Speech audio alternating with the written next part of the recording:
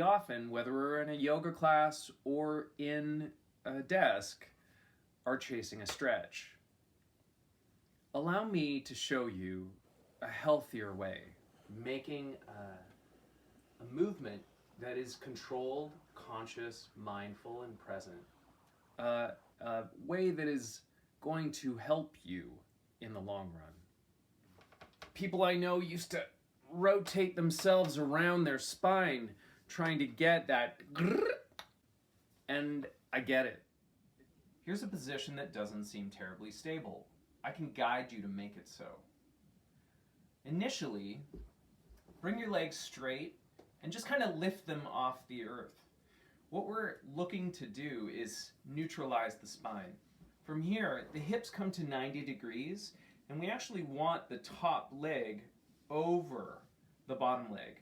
Good way to think about this is almost like the space of the kneecap just coming over the tip of the quadricep here, so that it, almost like a ball and a glove, fits together. It can be nice to have a pillow here, but you don't need one, because from this place, I'm going to draw my toes towards my shin and press my hands together. As I hug my legs together, I'm really going to feel the engagement of my entire body. There's a stability here that's happening in my hips as a byproduct of what's happening with my inner thighs. I'm hugging them together. That's helping to stabilize the hips and keep the sacrum in the position that I want it to be. Now, as I start to inhale, I'm going to gradually open up. It's key to have the fullness of the breath. I want to have my toes drawing out because I want to engage the whole fascial lower body. Inner thighs stay engaged, my pelvic floor is lifting, and as I inhale, I'm starting to take all of that tone and expand upon it. I like to do it a minimum of 3 times and just make sure that the body is stable in its position. It can be nice to come back to neutral and just get a sense of things before doing it on the other side. Again, reset. If you can, this isn't necessarily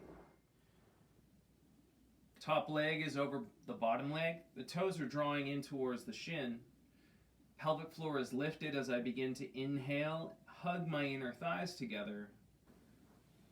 I like this position because I'm using my muscle energy to stabilize the core of my form while I then work to rotate my spine from a stable position on both sides.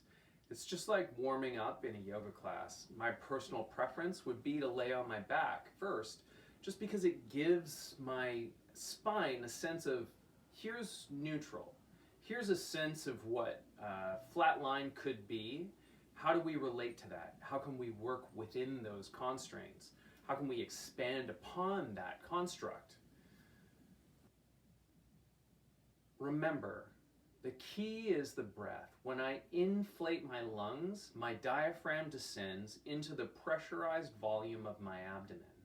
That makes all of the muscles and all of the ribs expand to their fullest capacity, which essentially is stabilizing the lumbar spine, the low back, just making sure that the discs feel safe, stable, and secure, so that I'm then, within that, making a movement that is controlled, conscious, mindful, and present, which is really the foundation of any good yoga practice.